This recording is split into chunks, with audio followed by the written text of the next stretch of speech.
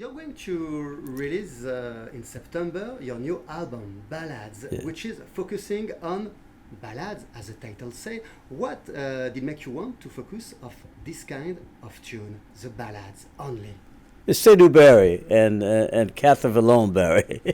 They are my executive producers, and while we were doing Marseille, I just did some work in between takes of Marseille, and we have it now.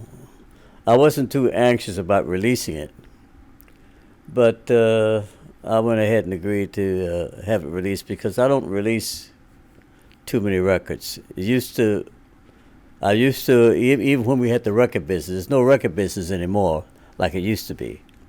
But even when we were in the record business, there are a few of us left now, Blue Note, Concord, and Piaz, and Sony. But now there are no studios, no independent studios, so the record business has changed. And you have streaming, beaming, quacking, whacking, all this stuff here, and musicians are not getting paid for YouTube and all the stuff that's posted. So it's very crazy now. So I don't like to release too many things now. It's just very rare for me to release a album now, very rare. So Ballads is very rare for me to release. And it's also very rare for you because it's rare justly to hear you in an album quietly, exclusively on a solo configuration. Why don't you never privilege this kind of configuration, the solo? There's some of us that are ensemble players. Horace Silver, he never released solo. Count Basie, ensemble player. Ahmad Jamal, me. Well, most people say Ahmad Jamal, but it's Ahmad Jamal. I never release anything except with my ensemble. I had 2 ensemble pieces on Ballads, but I took them out because I didn't like it. I had Kitty Cat and Ill Wind, a composition I learned from Mary Lou Williams. Remember her? I used to hear her play Ill Wind, so I had that with the ensemble in Ballads, but I took them out. So this is 3 original compositions and some others. Some things I learned when I was 10, 11 years old, playing compositions, because I knew the repertoire. So these are some of my things I learned years ago. What's New, Spring is Here, beautiful things that my brother used to like to hear me play ballads. So this is dedicated to him, too. He's gone now, but he loved to hear me play ballads. So we have it. So I released it, but very reluctantly. You're talking about new compositions. There is one which is Because I Love You, for example, and I have the feeling that it always have been important for you to make the perfect balance between the standards and new compositions. How important is it for you to keep on writing new tunes and not only playing playing standards? Oh, Because I Love You? Because I Love You, and generally speaking, also you always keep on writing new stuff, not only standards. Your album, this is a mix between standards and new compositions, always. That's correct. You listen to the ballads already? Yeah. You like it? I love it. How about Because I Love You? I love it. Well, I feel better. Thank you very much. Merci beaucoup. Yeah, well, every day I have an orchestra in my head. I hear new things every day, even at my young age. I'm only 16 now, But I still hear things at 88. In a few days, I'll be 89, But I still hear things every day. And I try to write, but sometimes I can't commit to paper all the time. But I hear new things every day. Does it mean that since this morning you have heard some new stuff and had some new ideas on your mind since you woke up this morning? I hear things now as we speak. Yeah. Sure. When I sit down at the piano, I picked out the Steinway we're using, Shaheen and I, for the 3, 4, and 6 here at the theater. And the minute I sat down, I started composing. And then I played Marseille to make sure it was going to be the piano to use here. It's a lovely piano. I've been with Steinway since 1960. And There were only three of us in my genre, American classical music. Sometimes we call it jazz, but it's American classical music. Only three of us was the wife of a great senator in New York. I forget her name. John Lewis, modern jazz quartet, and me. We're the only ones that was Steinway, and the other was Rachmaninoff and Rudolf Serkin, blah blah blah. But when I went to Steinway, only one other artist, and John Lewis, and me. Since then, of course, they've got many artists playing American classical music. McCoy Towner, there's so many people now playing Steinway. Could you explain us justly why the Steinway pianos are the best for your music? There are some other great pianos, all German in origin. Bosendorf, or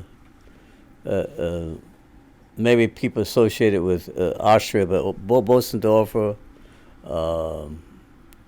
and several others. Steinway is a German piano. The Germans make two things.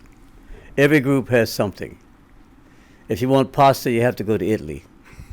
If you want great opera, you have to go to Italy. You're not going to find Pavarotti only in Italy. If you want pianos and automobiles, some of the best are in Germany.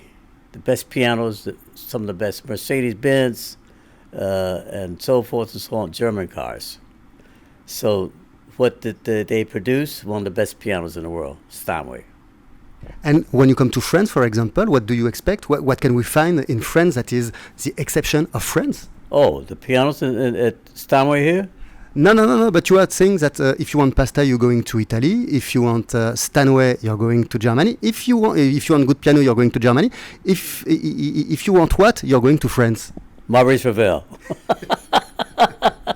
And my wonderful writer that I shared he just passed, Michel Legrand. He was a wonderful writer, great orchestrator, and that was a great loss.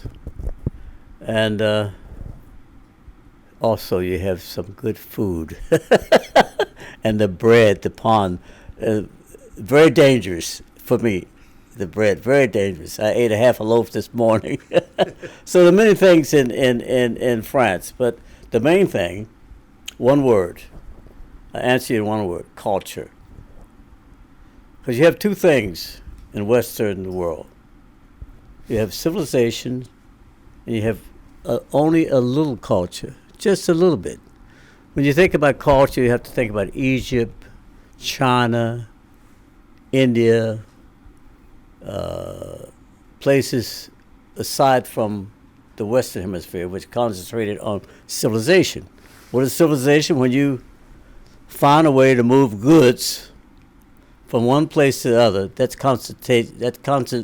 constitutes civilization. But culture is something else. It's how to say hello to your friend, how to do interviews, how to take care of your mom and dad. That's culture. So you have a little bit of that in France. And is that the reason why this presence of culture in France, that you are feeling so well there? Since more than 25 years, you are releasing your albums on French labels. This new album, Ballades, opened with a tune called Marseille. Yes. A few years ago, you wrote a piece of music called Toulouse. I've got the feeling that your relationship with France is very special. Very special, as Sidney Bechet's was, as Johnny Griffin was, as Dexter Gordon was, and many of our artists. I think Ben Webster came here, and I don't know if he died in France, but he died in Europe somewhere. But Europe has been a second home for American classical musicians, and they come here. Sidney Bechet came here, never left. He became a national treasure. He left a gift for France, and France left a gift for him. That's why he stayed. So I have a long history with France. I was at ORTF Hall before you were born. I was there in 1960 or something with another pianist that passed away. And Jean-Francois Debert, I stayed away for 23 years. I didn't come back from 1960 until 1983. I was away. That's why I don't speak Francais. Because I should have studied those years, but shoulda, woulda, coulda doesn't count. Okay, so Jean-Francois Desbert, may he be at peace, a great, great entrepreneur, a great man. He asked me, why don't you come back to France? And voila, I came back because of him. And you never had the desire maybe to establish yourself in France and to settle yourself in France, to live in France, to be next and the closer possible to this culture? I was looking for a place, and that's a good question. I was looking for a place, I think, in Toulouse at one time. And I said, no, I came back to the United States, and one thing led to another, so I haven't lived anywhere, but now I live in New England, one of my favorite places in the United States. But I had thought in terms of living in France also. And how would you describe your special relationship with the French audiences? Is there, do you feel something very strong between the French audience and you, Mr. Jamal? Well, the chemistry has always been good for me. And that's very important, to have good chemistry. So you give and they give back. See, it's giving and giving back. And the French people have always given me back what I give to them.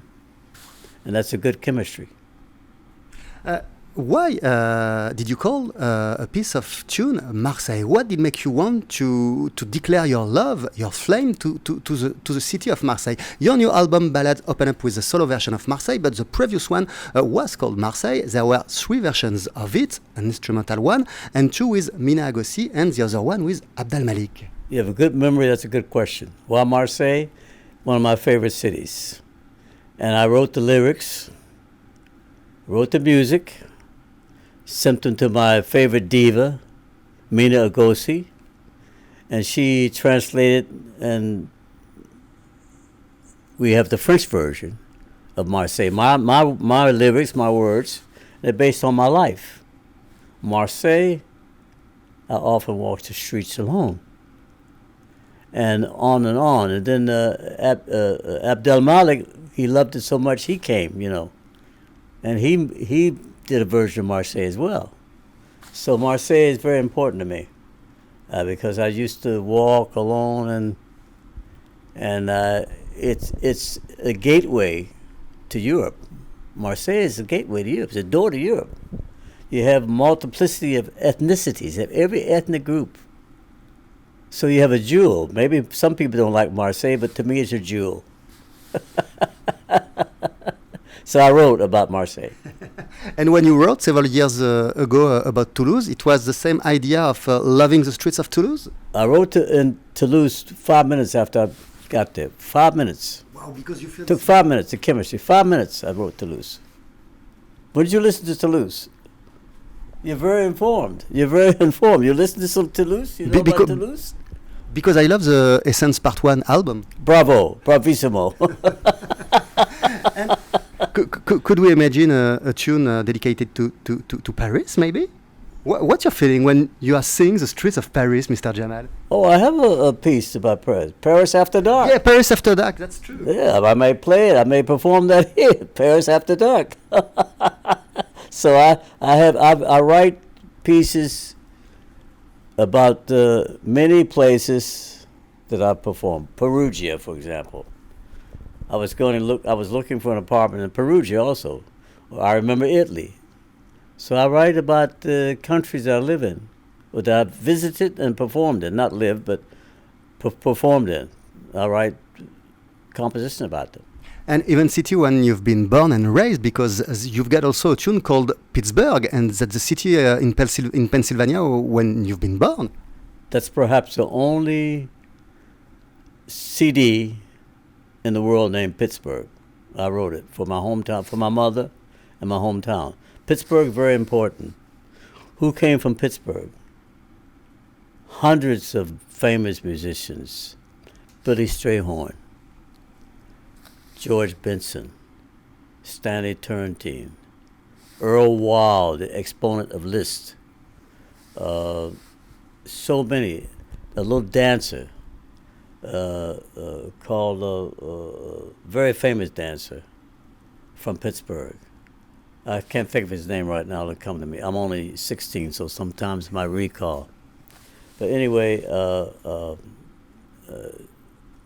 we have Earl Hines, Billy Eckstein, the famous singer, and on. Ray Brown, extraordinary bass player. Kenny Clark, another one who came to Europe, he never left. And I think Kenny was the one that's founded the modern jazz quartet, or started the idea of modern jazz quartet. So we have all these spectacular people from Pittsburgh, including Heinz ketchup and tomato paste. So we don't have only musicians, we have entrepreneurs in chemistry and in medicine. And Pittsburgh is an extraordinary town, so I named it my hometown where I was born. And how do you explain? Is there an explication that such jazz giants have been born in Pittsburgh? All the people you said and yourself, you all come from Pittsburgh. How come there are so many genius that comes from this city? The Creator gives everybody, every country, gifts. And he gave us that gift of extraordinary musicians. Gene Kelly is the dancer I'm talking about. Remember him? Yeah. He's Pittsburgh. He became very famous. So every city, France has Maurice Ravel, Debussy. Those are gifts, among other things, that everybody has, and that's why this is a global village. We should live together in peace, because everybody has something to contribute. The Chinese, the Japanese, the Americans, the French. It's stupid. The Russians, you want ballet, you got to go to Russia. Okay? So we should be working together. We're a global village. Till we recognize that the Creator gives gifts as He pleases to every country, every people. So enjoy it, don't fight over it. We're stupid though, we fight. And everybody is important. Every country is important. One country is not better than the other. They're all good countries, okay? So I hope we will learn to be civilized. And what role has to play justly music in a way to help us, the human beings, to be civilized? Is the music as a key role to play for that, for education and for putting us all together? Music is a unifier. It unifies all people, whether they're Chinese, Japanese, Americano, Mexican.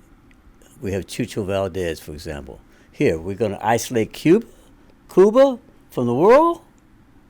We have a pianist we're managing now, Mirati Pacheco, a very, very brilliant pianist. We have another pianist we're managing, Hiromi. You ever hear Hiromi? Yeah, Hiromi. We managed her since she was very young. She was going to Berkeley. So music is a unifier, unites people. Doesn't matter where they are. We have more in common than differences. We have two eyes, whether French or African or Americano, African American. That's two eyes, a nose, a mouth, the most important things.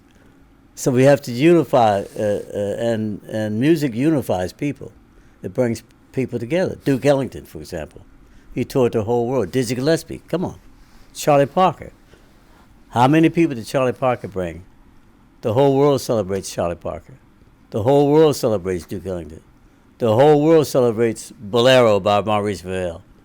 It's French, but it belongs to the world. Bolero belongs to the world. Right? Yeah. Okay. Clair de Lune belongs to the world by Debussy. Okay? And on. I could name many things. So music is a unifier. It unifies people. It doesn't divide people. And just a question, not a divided question, but your drummer, Erlin Riley, is from New Orleans, as it was the case for Idris Muhammad, and it was the case a long time ago for Vernel Fournier. So, is that a coincidence? Are you looking for drummers from New Orleans? Phenomenal. It comes to me. I never look for them. It comes to me. The wonderful Vernel Fournier. Come on. Everybody imitates him now. When they hear Poinciana, they hear Vernel Fournier. New Orleans. Idris Muhammad. He worked all over the world. And he was a drummer for one of the Broadway shows that lasted for years and years. He left and went with Roberta Flack. But all my drummers come from New Orleans. Herlin Riley. I took him when he was quite young from New Orleans. His first job on the road was with me. Now he's making records on his own. He was with Winton for 17 years. So all my drummers come from New Orleans. I didn't do it. Just an act of God, phenomena. And do you see a meaning from that everybody came to you from New Orleans? No, my bassists come from different areas, but my drummers all come from New Orleans. Yeah. Let's go back to the music of Ballades. This is very rare to see you on a solo configuration. You explained to us why, but actually, when you are at home, I guess that you are playing every day all alone. Oh yes, whenever I'm home, my two Steinways, I'm poetry. That's solo when I'm home, but I don't appear as a soloist. I appear in my ensemble as ensemble. I played ensemble for 60 years. Orchestras, small, Sal Playel. I had 7 pieces Sal Playel. And I worked with the symphony orchestras, the symphonies, and the oldest instrument in the world, the human voice. I had 23 voices in New York, Nature Boy, and Bright the Blue the Beautiful. Some of my favorite albums are with voices. So I've always worked in ensembles, either small or large, but always ensembles. Never solo. And I read that even when you are alone, you are thinking orchestras in your head. What does it mean exactly? I'm thinking orchestra now. Right now, as we speak, I hear orchestras because I grew up, since I was 3 years old, I've been at the piano. That's 85 years plus. And when I grew up, I was working with orchestras. At 10 years old, 11 years old, I left home with the orchestra. George Hudson. Out of that orchestra came Clark Terry, me, Ernie Wilkins, the writer. The world has forgotten, but I left home with an orchestra. So I think orchestrally. And could we go back an instant about the standards you are playing on the album? What those standards represent for you? The standards? Yeah, that you are playing. The American Songbook is very important. If you listen to Charlie Parker, he played the American Songbook. Dizzy Gillespie played the American Songbook. It's like the European Songbook. So we're building the American Songbook every day. We play Gershwin. You play Gershwin here in France all the time. So we have two things: European classical music, American classical music. We have the American Songbook, the European Songbook. And if you don't play Mozart, if you're doing concerts, Lang Lang or whoever, or Rudolf Serkin when he was alive, or some of the present pianists who are playing in the European tradition, they wouldn't make a dime if they didn't play Beethoven or Bach or Mozart. So there's no such thing as old music. It's only good or bad. And so the American Songbook, you have to refer to the American Songbook. You have to play some Duke Ellington, Lush Life. That's American. Billy Strayhorn. That's American Songbook. Lush Life. That's part of the American Songbook. And Thelonious Monk. Around Midnight. That's American Songbook too. It's been recorded, I think, more than any other composition. Around midnight. So a movie was made around midnight. Then my friend and fellow Pittsburgher, Earl Garner, he wrote Misty. There's a movie called Misty. So it goes on and on and on. So the American Songbook, you have to refer to it. You have to refer to the European classical music as well. And what about Poinciana that you are playing in solo in the album Ballades, 61 years after your famous version at the Perching Lounge? What kind of pleasure does it remain for you to play Poinciana today? Poinciana, the record is still being plagiarized and imitated. Gary Burton just released Poinciana. It's exact duplicate of what we played many, many years ago, 60 years ago. That's why I say there's no such thing as old music.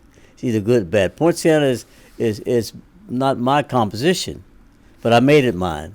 And it became a miracle because it is why I'm here today, because of Poinciana.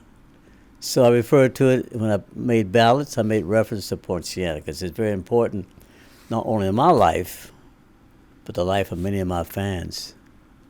They grew up. They had babies. They had marriages, and they mentioned to me in the email, my letters, Poinciana. And yourself, you always love playing Poinciana? This is always a pleasure? I never am tired. Always a pleasure. I may even do it here. I don't know.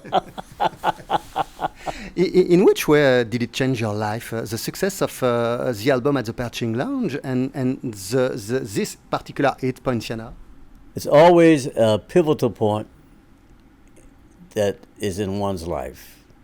The pivotal point in mine changed my life completely was at the Pershing. But not for me, Poinciana, one song by Dizzy Gillespie, Wouldn't You, American Songbook. Again, changed my whole life. That one record. It sold millions of copies, it's still selling. One of the most plagiarized records in the world. Just a digression, what did look like the Pershing Lounge? What kind of club was it? 3 people and the management.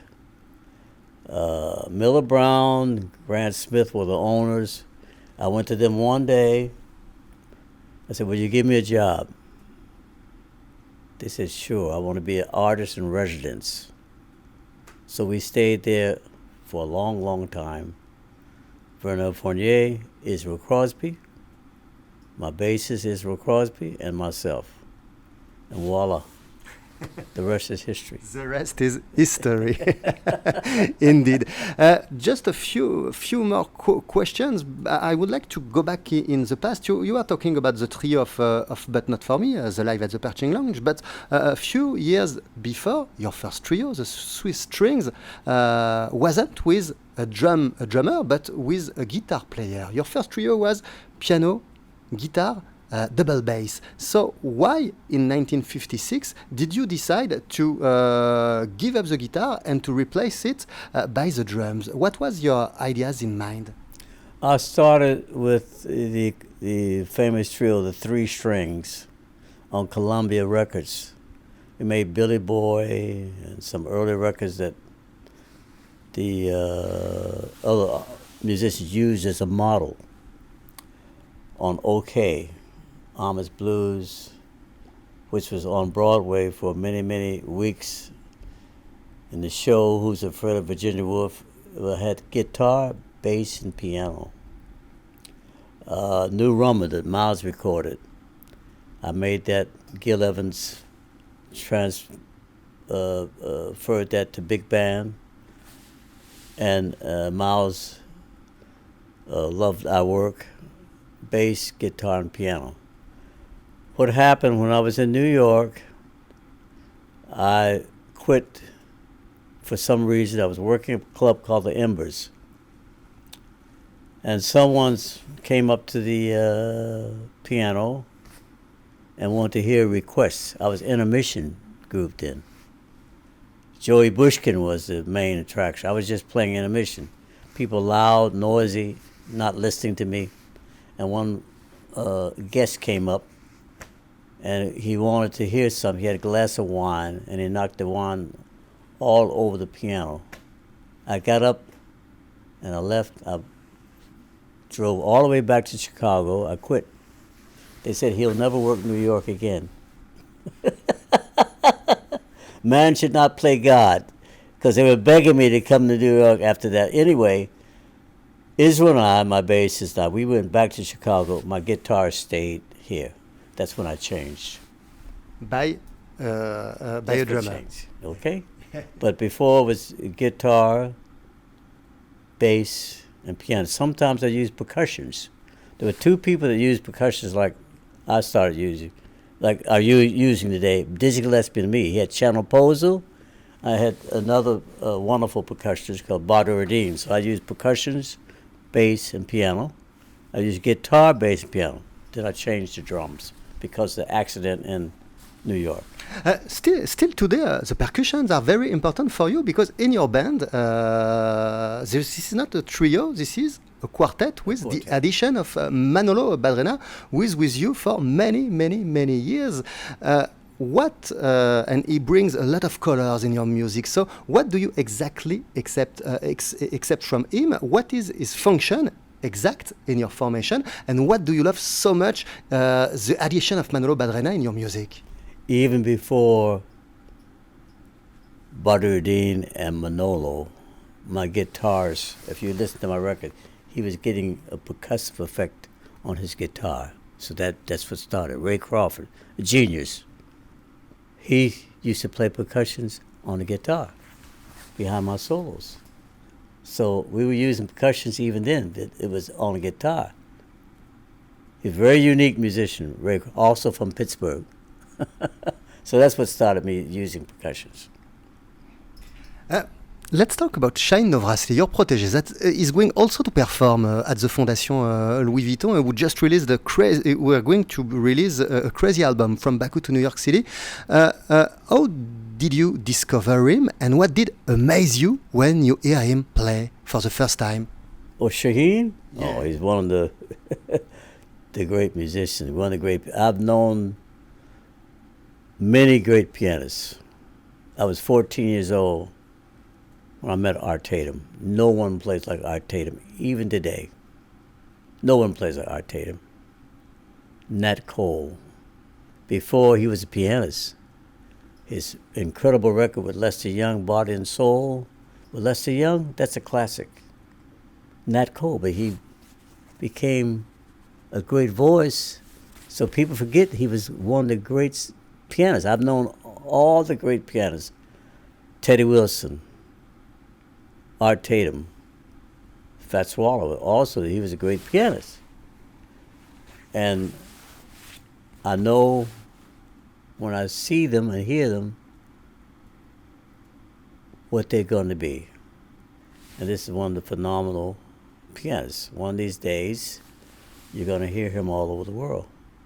So I started doing some management with Shaheen. I introduced him to Seydou Barry, who now produces him and does some of his management. And the same way with Hiromi. They played something from Berkeley University. Richard Evans was teaching her. He said, I want you to hear someone. It's okay. It's Hiromi. And voila, now. Look at Hiromi, she's all over the world now. So I know that, and Miss Pacheco, we have her now.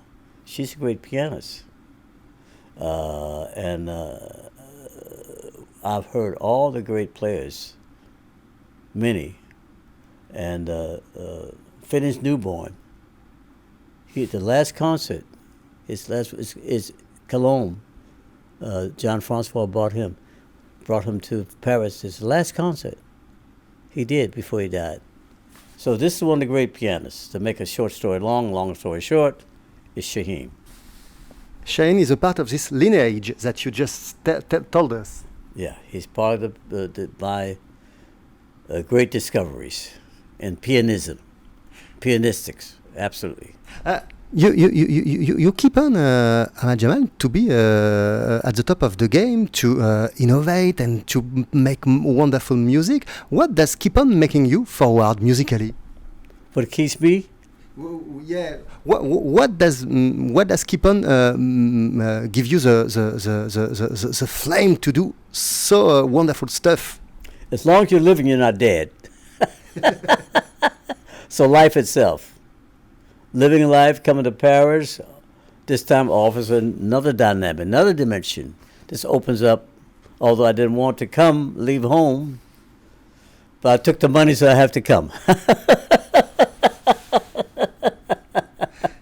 And do you still have musical dreams to accomplish, or stuff in mind that you absolutely want to do?